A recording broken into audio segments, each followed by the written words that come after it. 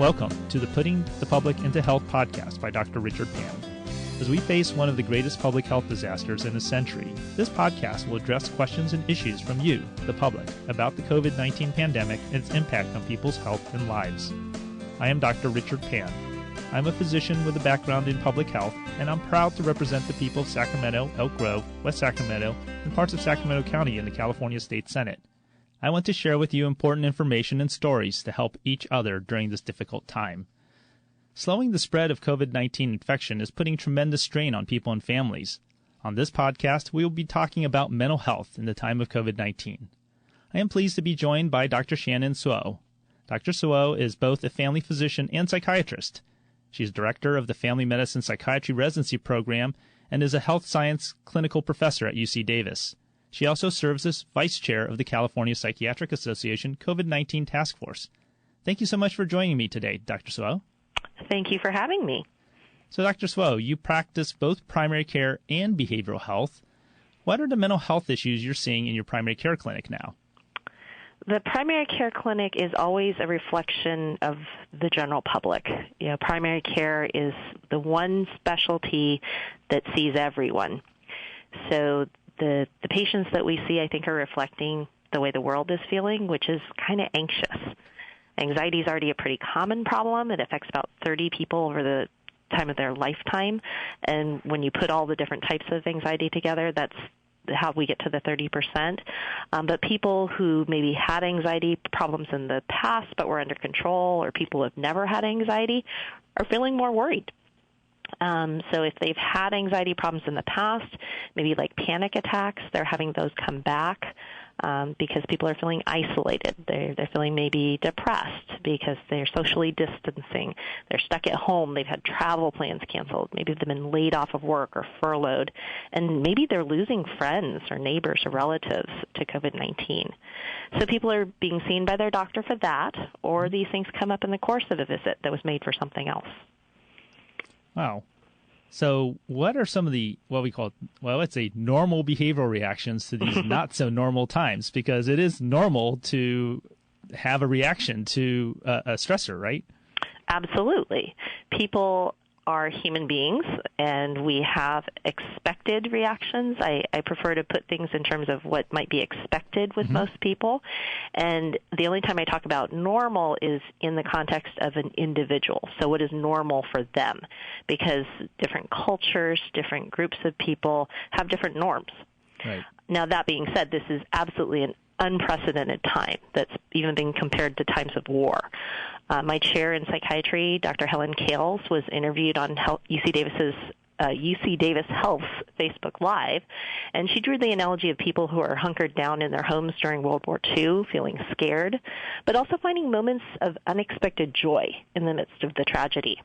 And she explained that those people described sometimes feeling guilty about feeling the joy because they felt like they were supposed to be sad and down about things all the time. And we're all experiencing a range of emotions.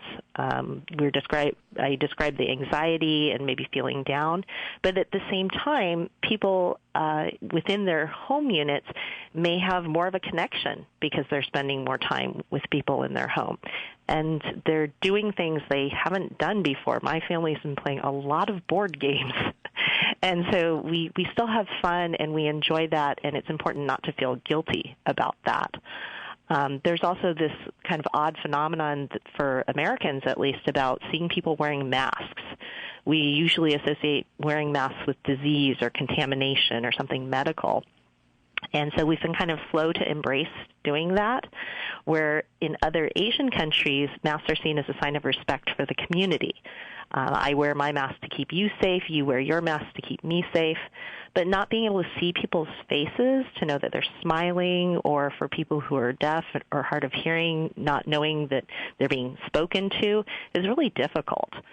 And then we're all worried about getting sick, or someone we love getting sick. We're worried maybe about finances, maybe getting a little tired of spending so much time together with our families.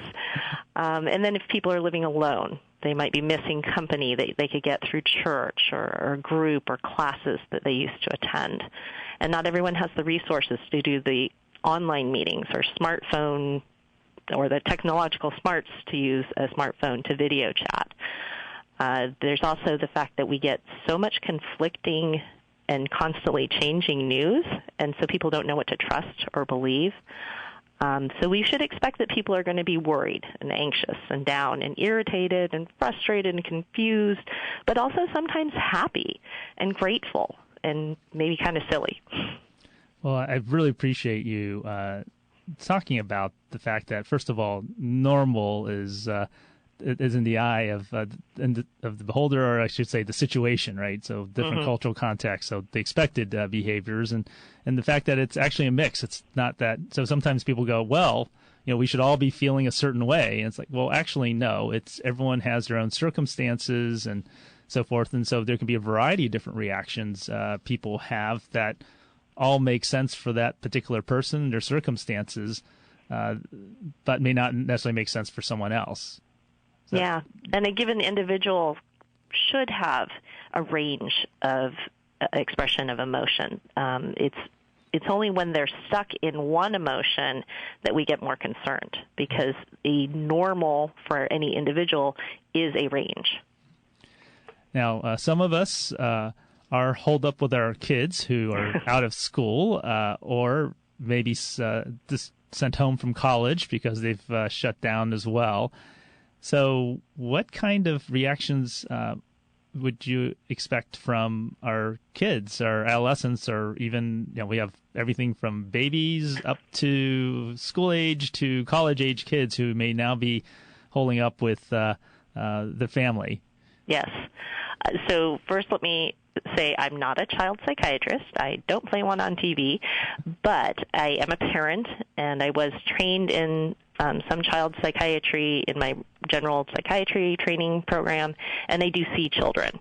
I prefer to do more of the family medicine kind of peds than the child psychiatry, but I do have some observations and expectations from the training and experience that I've had. So I would say that kids, again, are going to have a broad range. And if you consider developmentally kids are more expressive of emotion, they haven't learned how to regulate their feelings or how to express things in a, quote, socially acceptable way. So some of those kids are really going to wear their hearts on their sleeves, especially with all this together time and being around so much or observed. Some of them are happy because they're not in school, and some may be sad and missing the companionship of their friends and the routine that school gave them, maybe missing the learning that they got from school. And some kids may be feeling both of those things. High school juniors, seniors, college students are worried about how this is going to affect their college entrance or their college performance. Are they going to be able to graduate on time? The older kids may also be worried about family members getting sick and not being able to take care of them. The younger kids may be wondering, making kind of magical ideas about what happens when somebody gets COVID, wondering what happens if kids get sick from COVID. And the younger kids especially aren't getting out of the house to even go to the grocery store. They may be feeling very cooped up. They don't even get to go in the car on the trips that adults take, just to run to the store. And we kind of take that for granted as people with the ability to drive and have to go places. If the kids are doing online learning, parents are having to do way more teaching than they bargained for or are prepared for, which presents a problem for working parents or those who don't have the education to have the information necessary to be able to help their kids with the schoolwork in the absence of a teacher. The kids can't play together. They're feeling lonely for the companionship of people their own age. And the kids that are more active, especially ones that were participating in team sports, may miss their sports, the physical activity that practice gave them, and the camaraderie of their friends and teammates. So kids have experienced a lot of losses here. This has really upended them, and they may be more susceptible to that loss.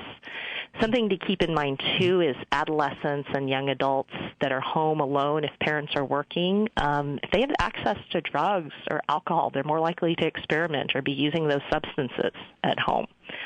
I don't think I have to tell you that adolescence is naturally a time of experimentation and boundary testing.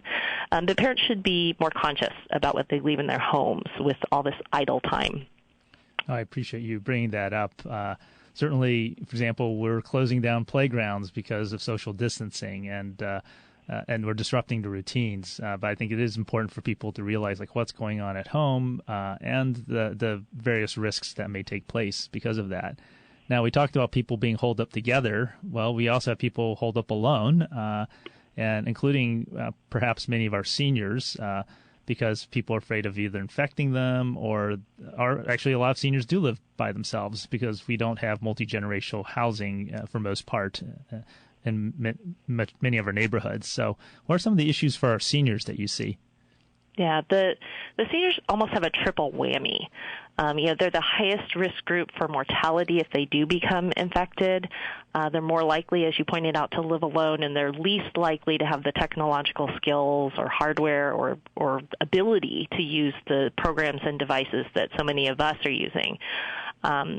So a younger person with chronic lung disease can figure out how to order their groceries online. But I can't teach my 88-year-old aunt how to call for an Uber. So if you add that to the fact that their friends and families members were already dying from natural causes, they're losing a lot. I would encourage anyone with older family members or neighbors to just remember to call them and say hi, offer to drop off some groceries, or even play a couple rounds of 20 questions on the phone, just to give them a sense of connection to people. The isolation that can occur, it's loud. The silence is deafening, I think, for people who live by themselves and don't have a connection, a regular connection to people. We're doing lots of video and even telephone medical visits with seniors. Just before we set up the podcast, I had a telephone visit with an older gentleman. They still need their chronic medical conditions managed. They still need their medications refilled, their new problems addressed.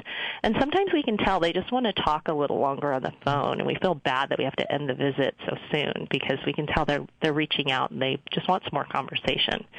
So just general people can do that. If you know somebody who's older, pick up the phone and give them a call, offer to do some errands for them or just even chat.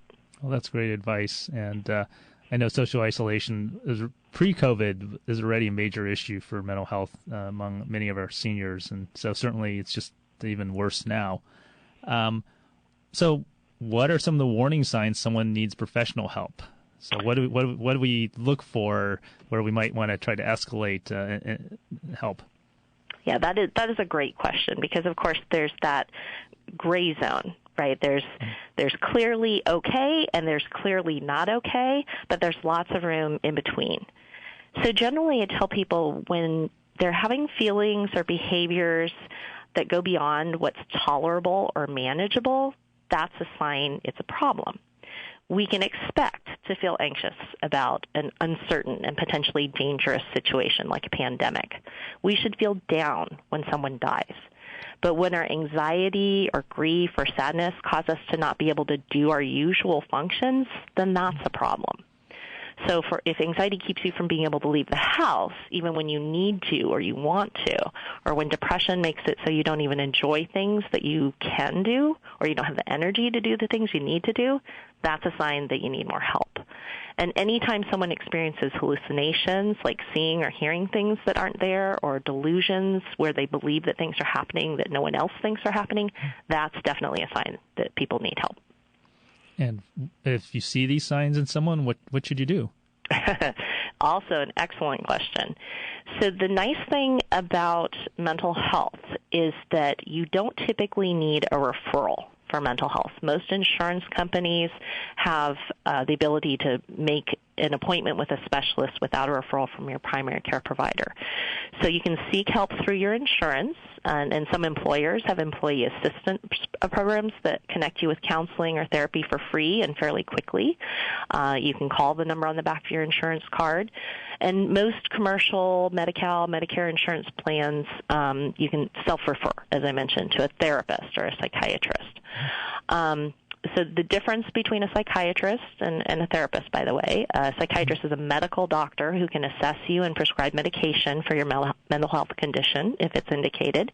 They may also be able to do talk therapy or other kinds of treatments, whereas therapists can be social workers, marriage and family therapists, psychologists, or psychiatrists who only do talk therapy.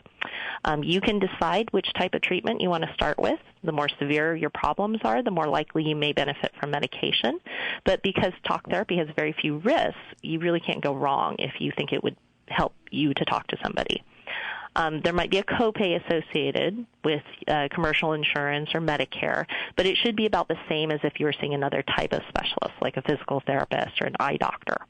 Now, in Sacramento County, if you have Medi-Cal or you're Medi-Cal eligible or you have Medicare and you have significant, especially chronic problems with mental illness, then you can call the county access line at 916-875-1055, and you undergo a telephone screening to determine if you meet criteria for obtaining mental health services through a county contracted clinic. If you don't meet that criteria, Access will direct people through their insurance to other sources of treatment. And if you need urgent assistance in Sacramento, you can call the mental health urgent care that I direct. That's 916-520-2460, and discuss your problems, and our staff can direct you to resources or have you come in for a full assessment.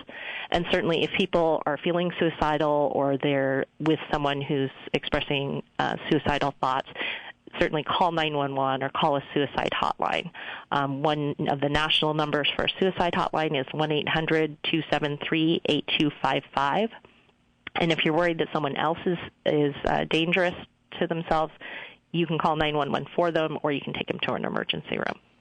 Okay, so those are fantastic resources for people who need help. So in terms of prevention, what can we do? So we're not at the edge yet, but we're feeling pretty stressed and anxious about everything going on. So what are some of the things that we can do or we can advise other people to do to try to reduce some of that stress and anxiety? Yes, prevention, primary care providers' mantra, right? Mm-hmm. So I think it goes back to that connectedness that I alluded to earlier, especially with the seniors. It's important to stay connected to other people who are supportive and make you feel better, and reach out to other people and be that support to them. People who don't make you feel better, maybe limit your time with those folks. Take a walk, or maybe even hide in the bathroom if you need to get a break from your family. It's okay to do that. Like I said, togetherness is a good thing, but it can be too much of a good thing sometimes. Another trick that I learned actually even before the COVID outbreak was trying to find something to be grateful for each day. Make that a practice. Just spend a few minutes coming up with something to be grateful for. There's so much that we have in our lives. Even when everything seems like it's going wrong, you can find something, and it's really powerful to find something, especially when it seems like everything is going wrong. The intake of news, it can be really overwhelming, so figuring out how much you need to know or want to know about what's going on should probably be adjusted for the individual, and be selective about where you get your news and information from so that you can make sure it's most accurate. If you're at home and you have more time than you know what to do with, maybe get off of Netflix and pursue that thing you've always said you wanted to do but never had the time for. Maybe learn a new language. And then discover the lost art of letter writing. Write a letter to a friend or a relative and mail it. I don't know about you, but I find it really neat when I get something handwritten in the mail these days, and it's much more exciting than getting an email. Well, certainly, I think getting off the Twitter feed and Facebook feed, not obsessing over that is probably a good thing. Yeah. Sometimes it can be rather overwhelming. But yeah, I mean, I think it's reaching out to people in various ways, though, right? So we talk about physical distancing. We used to say social distancing. Now we're saying physical distancing, because we actually want people to still socially connect, to just keep apart physically. There's lots of ways we can do it. We have, for many people, technology, but even if you don't have technology, you can connect with people in different ways. We tell people you can go outside, just stay 6 feet away from people, but you can still talk to people from that distance. Absolutely. So what are some of the long-term impacts of COVID-19 on mental health? So just looking a bit in the future, I think some people are worried about that. Actually, right now, in the moment, people are more likely to hold things together. But once, let's say, some of the pressure, we don't know how long, starts lifting up, that's when we might see more of the impacts, mental health impacts. That's exactly correct. Most mental health professionals are predicting some long-term consequences that will take a little while to see. We aren't yet aware of any kind of direct effects of the virus on the brain, but the psychological effects of being kind of constantly afraid of contracting a potentially deadly virus, the demoralization that's associated with losing your job or your business, and the financial stress of not knowing how to make ends meet, having too much of the family togetherness, that can lead, unfortunately, to arguments, and we're also really, unfortunately, seeing an increase in domestic violence and child abuse. So we're anticipating some problems down the line. Probably substance use is going to go up as well, especially alcohol. And we really don't know what's happening with the people who may be developing psychiatric symptoms, whether it's related to COVID-19 or they were just on track to start developing these conditions.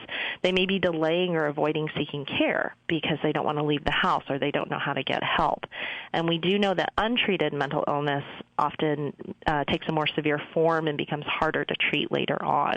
And if people lose insurance, if they lose programs like Medi-Cal obtained through the Affordable Care Act, that's going to be throwing gas on the fire. So we're not quite sure, but we are anticipating kind of like the second wave of problems even after the medical portion of it is over. And I'm hoping that our mental health system will be prepared and that people will know what they need to do to get help. Well, certainly some very important words to remember, and certainly as a legislator, we're going to be working on being sure we maintain access to health care and try to even expand it for people as we face the sequelae of COVID-19 as well as the current crisis. So thank you so much, Dr. Suo, for joining me today. I want to thank the listeners for listening to this episode of Putting the Public into Health by Dr. Richard Pan. If you have questions or ideas for a future podcast, please email them to senator.pan@senate.ca.gov. Please stay at home as much as possible. Stay at least 6 feet away from others outside. Wash your hands frequently, and try not to touch your face. Together, we are slowing the spread of the disease and saving lives. Thank you so much for listening.